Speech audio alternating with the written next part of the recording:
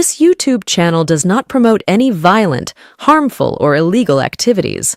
All content provided by this channel is meant for an educational purpose only.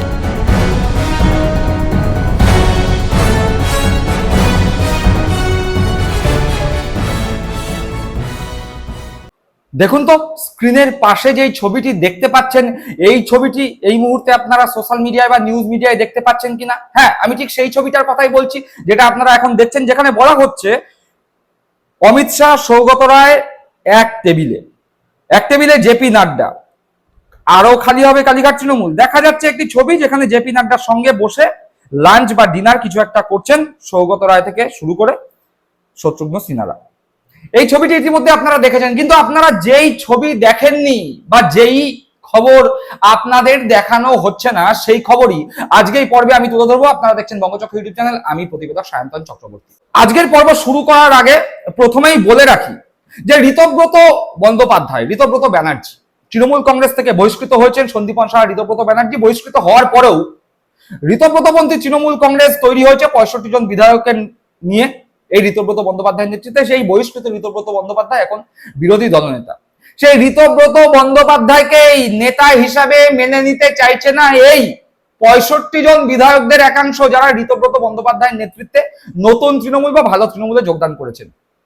হ্যাঁ, পাশাপাশি 7 জন সাংসদ ইতিমধ্যেই কালীঘাটে ফেরার প্রস্তুতি নিয়ে ফেলেছে।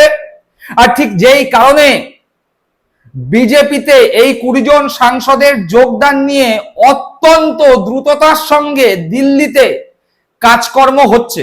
আমি বলছি না কথা, বিখ্যাত ইউটিউবার, সাংবাদিক, অবশ্যই বিজেপি ঘাসা সন্ময় বন্দ্যোপাধ্যায় নিজের ইউটিউব চ্যানেলেও এই একই ইঙ্গিত দিয়েছেন। সেখানে তিনি স্পষ্ট করে বলছেন যে এই 20 জন সাংসদ যারা এনসিপিআই তে মার্জ হয়ে গেছে, তাদের বিজেপিতে যোগদান সময়ের অপেক্ষা হাজার রকম অনিচ্ছা বঙ্গ বিজেপির বিভিন্ন নেতা নেতৃত্ব থাকলেও কেন্দ্রীয় বিজেপির নেতৃত্বের ইচ্ছায় এই 20 জন সাংসদকে যত দ্রুততার সঙ্গে বিজেপিতে যোগদান করানো সম্ভব সেই চেষ্টাই করছে কেন্দ্রীয় বিজেপির নেতৃত্ব। কিন্তু তারপরেও 7 জন সাংসদ কালীঘাটের সঙ্গে যোগাযোগ রাখছে, এবং যাতে এই 20 জন সাংসদের মধ্যে থেকে 1-2জনও যাতে ভেঙে বেরোতে না পারে, সেই কারণে দ্রুততার সঙ্গে এই 20 জন সাংসদের বিজেপিতে যোগদান করানোর ব্যবস্থা করা হচ্ছে। তার কারণ ওই যে 2/3 সংখ্যাটা হচ্ছে 18 থেকে 19, তার থেকে কমে গেলে প্রত্যেকটি সাংসদ যারা এই মুহূর্তে তৃণমূল কংগ্রেস ছেড়ে এনসিপিআই বা বিজেপিতে যোগদানের চেষ্টা করবে, তারা দলত্যাগ বিরোধী আইনের সম্মুখীন হবে এবং তাদের সাংসদ পদ খারিজ পর্যন্ত হয়ে যেতে পারে। তাই দ্রুততার সঙ্গে তাদেরকে বিজেপিতে যোগদান করানোর একটা চেষ্টা চলছে। কিন্তু তারপরেও 7 জন সাংসদ কালীঘাটমুখী। আর এই 7 জন সাংসদ যখন কালীঘাটমুখী, কারা তারা সে বিষয়ে আলোকপাত করব। কিন্তু তার আগে কল্যাণ বন্দ্যোপাধ্যায়, যিনি বলে দিয়েছিলেন যে যদি এই বিদ্রোহী সাংসদ বা বিধায়কদের দলে ফিরিয়ে নেওয়া হয় তাহলে আমি আর দলটা করব না। মমতা বন্দ্যোপাধ্যায়, অভিষেক বন্দ্যোপাধ্যায় নিজেরাও 21শে জুলাইয়ের মঞ্চ থেকে বলেছেন যে কোনো গদ্দারকে ফেরানো হবে না। পাশাপাশি কল্যাণ বন্দ্যোপাধ্যায় 2 দিন আগে সাংবাদিক সম্মেলন যখন করেছেন, প্রেস মিট যখন করেছেন, তখন বলেছেন দেখুন না আগামী 15 দিনে কি হয়, কারা কারা ফেরত আসে, কারা কারা চলে যায়, সে বিষয়ে আমি কিছু জানি না, কিন্তু দেখুন না 15 দিনে কি হয়। তার কথার মধ্যে যথেষ্ট ইঙ্গিত ছিল। সেই কল্যাণ বন্দ্যোপাধ্যায় আজকে লোকসভা ভবনের সামনে দাঁড়িয়ে, যদিও তিনি সাসপেন্ড, তাও বুকের মধ্যে ফ্লেক্স ঝুলিয়ে সংবাদ মাধ্যম এবং অন্যান্য সাংসদদের সামনে পরিচয় করিয়ে দিচ্ছেন বাংলার 20 জন গদ্দার বেঈমান সাংসদদের। কোন 20 জন গদ্দার বেঈমান সাংসদ? কল্যাণ বন্দ্যোপাধ্যায়ের মতে তারা হলেন সেই 20 জন সাংসদ যারা তৃণমূল কংগ্রেসের প্রতীকে জয়লাভ করে এনসিপিআই দলে মার্জ হয়েছেন। আমরা দেখেছি সেই ভিডিও, আপনারাও দেখলেন।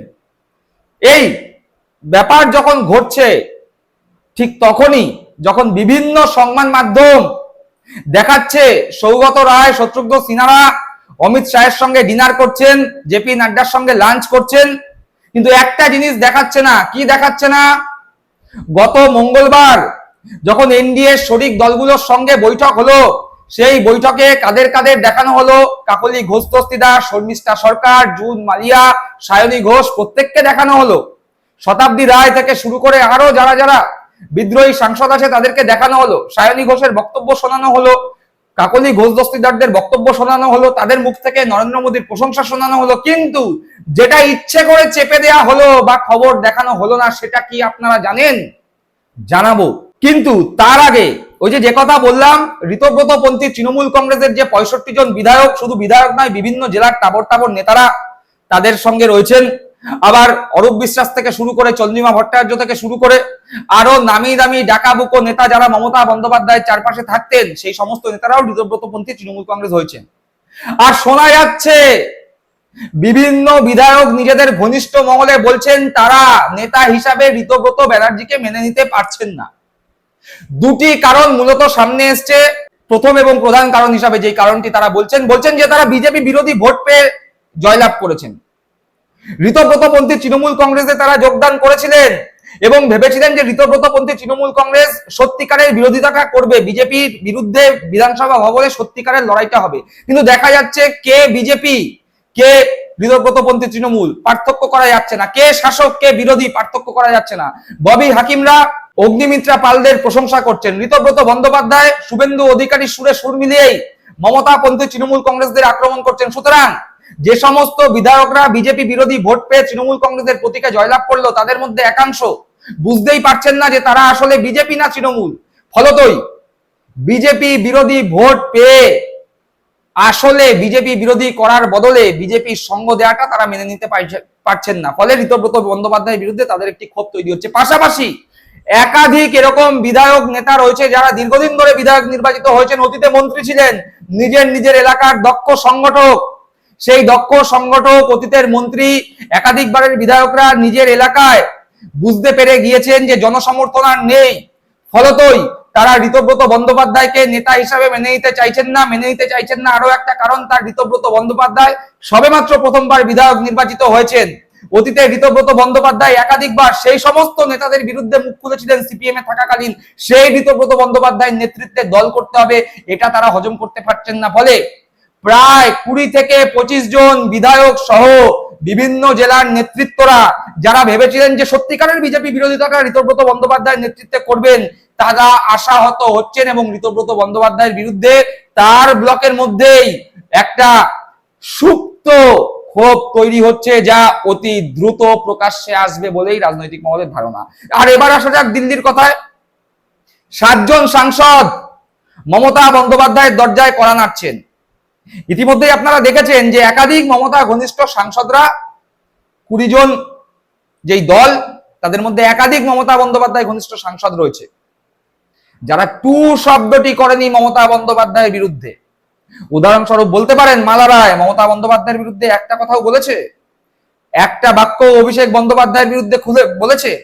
তৃণমূল কংগ্রেসের বিরুদ্ধে একটা শব্দও মালা রায় উচ্চারণ করেননি। আর এরকম সংখ্যা আরো আছে, 7 থেকে 8 জন এরকম সংখ্যায় আছে সাংসদ যারা টু শব্দটি করছেন না মমতা বন্দ্যোপাধ্যায়, অভিষেক বন্দ্যোপাধ্যায়, তৃণমূল কংগ্রেসের বিরুদ্ধে। পাশাপাশি গত মঙ্গলবার যে সভায় কাকলি ঘোষ দস্তিদার থেকে শুরু করে সায়নী ঘোষ, জুন মালিয়া থেকে শুরু করে শর্মিষ্ঠা সরকার, শতাব্দী রায়রা গেছেন, সেই সভায় তিন জন সাংসদ যোগদান করেননি। কারা কারা? আবু তাহের খান, ইউসুফ পাঠান, খলিলুর রহমান। হ্যাঁ, এই 3 জন তৃণমূল কংগ্রেসের প্রতীকে জিতে আসা সাংসদ গত মঙ্গলবারে এনডিএর শরিকদের সঙ্গে যে বৈঠক, সেই বৈঠকে যোগদান করেননি। যদিও তারা বর্তমানে এনসিপিআই এর সাংসদ, তাও যোগদান করেননি। প্রবল সম্ভাবনা এই 3 জন সাংসদ খুব দ্রুততার সঙ্গে তৃণমূল কংগ্রেসে ফিরে আসতে চলেছে। এবং সকলে জানে যে তৃণমূল কংগ্রেসের প্রতিষ্ঠা দিবস 1 জানুয়ারি, কিন্তু অনেকেই এটা জানেন না 1 জানুয়ারি অফিসিয়ালি তৃণমূল কংগ্রেসের প্রতিষ্ঠা দিবস হলেও আগস্ট মাসে তৃণমূল কংগ্রেসের গোড়াপত্তন হয়ে গিয়েছিল।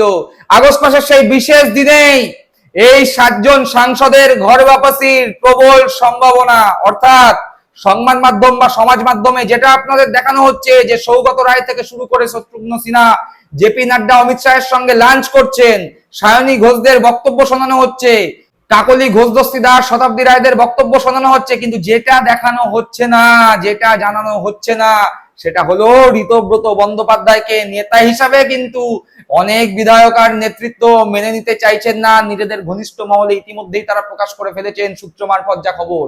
আর এই তিন জন সাংসদ কিন্তু ওই বিদ্রোহী সাংসদদের সঙ্গে মোদির বৈঠকে উপস্থিত হয়নি। পরিস্থিতি বেশ পেঁচালো। পশ্চিমবঙ্গের রাজনৈতিক ভবিষ্যতে কি হতে চলেছে জানার জন্য অপেক্ষা করতে হবে আর মাত্র 2 সপ্তাহ। কি মনে করছেন কি হতে চলেছে অবশ্যই কমেন্ট বক্সে কমেন্ট করে জানাবেন। সকলে ভালো থাকবেন, সুস্থ থাকবেন। জয় হিন্দ, বন্দে মাতরম।